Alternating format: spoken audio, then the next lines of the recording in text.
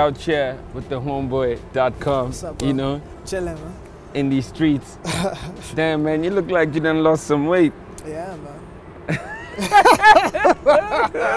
That response is like, yeah, man, I done lost some weight. Yeah, you know, I just been putting in a lot. That's of like work. a 60. Yeah, I don't. It's like that's how a model should respond, like an lyrics model. Yeah, I lost some weight. Nah, it's not. It's not even like that, man. It's just like you know. I don't know if you've seen my Instagram, but I'm big into like the whole health thing and exercising and whatnot. And it just so happens that the direction that I'm going, image-wise and everything, requires me to be in like good shape. All right, so where the hell are you going? Where am I going? Yeah. You'll see. You'll see it. You'll see it. I don't want to talk too much about it, but like when it's time to. Are you gonna be an athlete? No athlete. I'm still in the music, but like I was like, when I looked at the game, I was like, see the guys are skinny or guys are out of shape or whatever the case is, and I was just, they just disgust you. No, not even. No, not These even. skinny man, guys. But I was just like, let me get in where I fit in. You know what I mean? Yeah. It's just like with the whole. Yeah, I see. You know what I mean? I see you. I mean, I saw you like now. Like I just saw you. I'm like, damn, this guy like lost some weight. Yeah, man. So are you picking up weights? Or are you losing weights? What are you working on specifically on your body? It's just a high intensity interval training, which basically means that I'm doing the same stuff that I was doing before, but the difference now is that I'm putting a lot more cardio into it. Okay. So I'm still doing weights, but I'm doing more cardio, and it just so happens that you lose weight in the process of it, but you keep the muscle. So cardio means running, right? yeah, a lot of cardio. Yeah. How many Ks you run? I see you running. I saw you out on your gram. You be running and shit. Yeah, like 10s, 15s, 20s, just like pushing. You know what I mean? Nothing major. All right. I see. I see. Yeah. Just don't run in the sun. It's like that's shit to your skin. It makes you look old. Dude. Yeah. That's what I've been trying to avoid though. All right. You know what I mean? But yeah, sunscreen. Ooh, sunscreen. Okay. Screen of the sun. So, yeah. Let's get into the music though, man. You've been quiet for a bit. You just dropped some new shit. Yeah. Firstly, why have you been so quiet? You had a good thing with the Speedster single from the tape, which was all last year. Yeah. Why is this? What's the silence been about? I think for me, more than anything else, man, was just like refining the sound. I dropped the Love and Liquor mixtape last year, which was, I think, for me, a great audio exercise. Yeah. In terms of what people want to hear, what people don't want to hear, and also exposing people to the fact that I can sing. Which is a different side of Dot. And the reason why I've been quiet is because I've been working on a new EP. EP's done. But I chose, also timing and timing reasons and purposes, I chose to release now, you know what I mean, the new single, which is The Ride. Yeah. So that's why I've been quiet, man, just refining the sound and making sure that when I do come out, I don't want to, go back and be like, I should have done it this way or whatever, you know what I mean? Yeah. So what is The Ride? Well, the new EP has got a name. Yeah, it does. What? It's called Fell for the Trap. Ooh, okay. Yeah. Is the motive behind falling for the trap? Yeah, it is. There is. Well, I know. I'm sure. You sure? I'm sure there is. You sure there is? Because like R&B / rappers, even R. Kelly had came out the closet, So there was a story behind it, So I'm sure there's a story with you. Yeah. I think it's the last year. You know what I mean? Yeah. In the music game, you learn a lot. I like that. You know what I mean? You learn a lot from people. I feel you got a lot of opinions in music. You think I have a lot of opinions? Yeah. I think I've learned to just keep my head down and graft. You know what I mean? Opinions don't matter without action. Otherwise, you just become like. What happened in the last year in music? Sorry, I cut you there. I just think, man, you learn a lot, man. You find that. I think sometimes you're like, yo, homeboy's got my back. Yeah, don't filter yourself. Go ahead. You know what I mean? Like, we got you. Come on, it's not even like that. Ain't nobody watches this shit. No, man. Look at this guy trying to bait me. You know, it's just like you feel like, okay, certain people have got your back, then it's like, yo, okay, cool. No? Okay, you know what I mean? Yeah, yeah. And you just learn a lot about the industry, man, and just like how people are built, how when it's crunch time for certain things, just what you'd necessarily feel like you're a real nigga about, I feel like I've learned not to expect that. What you are, don't expect it from anyone else. Sort of situation, you know what I mean? Yeah, yeah. So that's just what it is. So you feel there's a lot of bitch ass niggas? Look,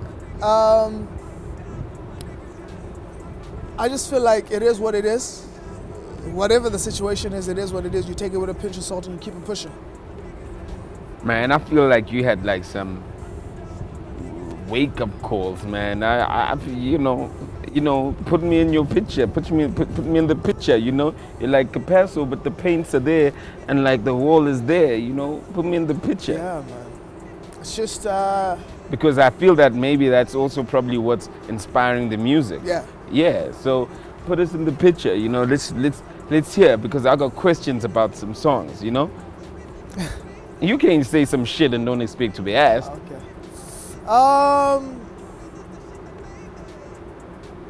Yeah, man. Look, let me put it this way. Put me in the picture. You are filtering yourself out here. It's not even about filtering. It's not even about filtering. I know you sing R&B. You can't be on some.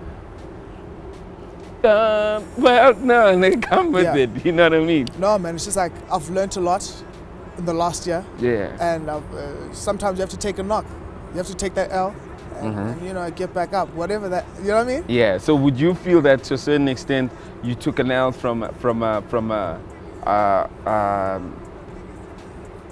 misreading certain things in the game with certain people? Do you think you took an L by losing something? Where do you think, or do you think that like you feel you haven't lost anything, but it's a perception that people would have, so you'll say that you'll let them have it? Where are you standing? It's a bit of both of the first two. What did I say? You said take an L as in lose something personally, and take an L as in, what is the first one? With regards Man, to, you know what you're going through. Why are you going to be trying to make me? For me, it's just, you ain't even put me in the picture. Now you're trying to encrypt me. Let me put it this way. I think for me personally, it was a great wake-up call because you focus on things that really don't matter. You know what I mean? Yeah. You focus on things that really don't matter, and I think rather sooner than later, you get that rude awakening. Yeah. Where you can be like, oh shit, I've actually got stuff to do. Yeah. You know what I mean? It's time to man up on certain situations. It's time to boom, boom, boom. It's time to, you know what I mean? Yeah. And I think for me, that was my wake-up call this past year, where it's just like, oh, actually, you know what I mean? Shit needs to get done. The grown man panties need to be put on, if I can put it that way, pause. Great, you ain't said shit though. You know what I mean? But I'm saying... are we going to have an album that doesn't say shit? No, that's it's not even an like album that doesn't encrypted. it's not even that, it's just like... Are you going to have like the but you the hear me though. encrypted version of the album? You hear me though, are you with me? But like, you and I have these convos, but you're with me. I'm trying to. Okay. But like everyone else is not with you. I am with you. I'm with you. Let's put it this way for everyone else at home, TV. Yeah. Certain things happen in your life. You know, like let's say if you're moving at 60 k's per hour. Yeah. And you feel like 60 k's is cool. But in actual fact, you're meant to be moving at 100, 120 k's per hour, right? Sometimes you need that car behind you to knock you or bump you for you to realize, actually, I was moving too slow, or whatever the case may be. You understand what I'm saying? Yeah. And that's exactly what I'm talking about in terms of like music-wise, or whatever the case is. I personally don't blame anyone. I feel like, you know what I mean, it should be way further than I am right now. But 3/4 of that, if not all of it, is my fault. Because I was just like, you know, let's drop the single, very undecisive, we'll see, you know what I mean, sort of situation. And sometimes you get that, like I said, rude awakening, which is that bump, like, yo. But you were working with Tibbs last year, right? Yeah. And y'all still working? No. And we were obviously expecting like some type of collaboration to push it out, because obviously Tibbs is also popular for, is it finding AKA or like leading AKA in the right way? You know, I mean, what was supposed to happen in that relationship? You know, it was a management situation, you know, but it just didn't work out, you know, and for whatever reason it didn't work out. I just think we're both in different places. You know, he's grinding, he's doing him. I'm also trying to push what I'm doing at the same time. And I think it was a time thing, man, you know. You know, there's maybe things that we both expected from each other that we didn't deliver, you know, so we're still good though, you know what I mean? It's still outside of that business situation, we're still good, we're cool. All right. Now moving at 60Ks now, I was thinking about it today, and like when I was driving, and I was saying, you know, so Dotcom is coming through today, and I was just thinking of everything, you know, and I was like, yo man, ain't it crazy though? I mean, I had another telephone conversation with you. I thought of our conversation, and I was just thinking that, yo, ain't it crazy though? You know, you had that single when you had your situation with Sony, right? You had that single where you had Casper on the joint, right? Yeah. And Casper literally was featured on the joint, and Casper was like an up and coming artist, you know, at that time. Yeah. You know, you were in a label situation, right? Yeah. And the whole 360 of like this nigga's literally like he's got a label, you know, he's doing all the shit that he's doing, you know what I mean? Do you feel that like things like that where you like, I was close to, the thing I was asking myself actually in the car is that, can you still call Casper the way you called him when you put him on that joint? That's what I was asking myself actually. I don't think so. Yeah. I don't think so. You know what I mean? To tell you the honest truth, no. Yeah. You know what I mean? If I was in that situation, are there a lot of people who would probably be able to call me? No. You know what I mean? People change, situations change. Yeah. You know what I mean? You must also remember that this music industry is based on what people feel like they can gain from it. If there's nothing to gain at this present moment in time, why pick up the phone? You know what I mean? So it's also like that with features. That's why you find guys that aren't really friends doing features. Guys that don't really know each other. Guys don't really even vibe with each other. Guys that don't even hang with each other doing features, because it's, yo, okay, you've got this wave, I've got this wave.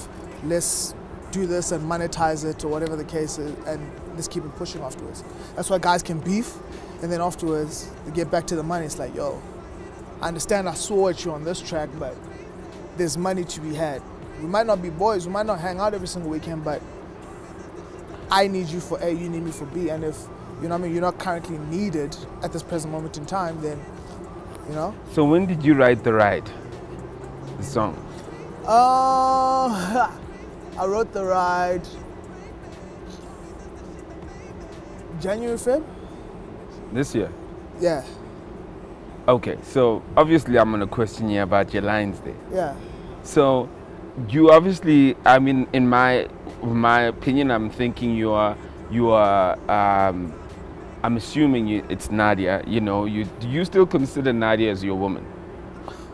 You know, that's based on what you're saying on the joint. It's not even, do you know what the thing is? It's not even like that. It's just like, let me explain the song to you. The song for me was a prayer. Yeah. Basically, like, this is how things have been going. If you listen to the hook, you know what I mean? Like, every time you make a move, you gotta pray. You know what I mean? And get into that verse where it's the Nadia situation. It was just like, now if we go back again to the 60Ks, whatever Ks in our situation, it's just like, you know, certain wake-up calls. You know what I mean?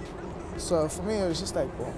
So Nadia for you was a positive wake-up call, besides the fact that of course. You could have said that it's an L, it's a positive wake-up call. Yeah, of course. There's a negative, which is that side, but then there's a positive, which is like, oh, okay, cool, you know what I mean? I mean, I think for me, when you've gone through so much stuff with someone, it's like, I feel nothing but like, you know, I'm cheering her on. You know what I mean? For me, that's like, and I've always told them, like, dude, like, I'm a huge fan. You know what I mean? Yeah. Outside of this situation, like, I'm a huge fan, and I feel like for me, there's no other female that wants it more than her. Like, you know what I mean? I've seen it progress from ground zero before everyone hopped on the saddle, and like up until this point where everyone. So do you still consider her as your girl though? Because I mean, it's on the lyrics. I mean, she's not my girl. But you'll always love her like she's your girl. It's okay.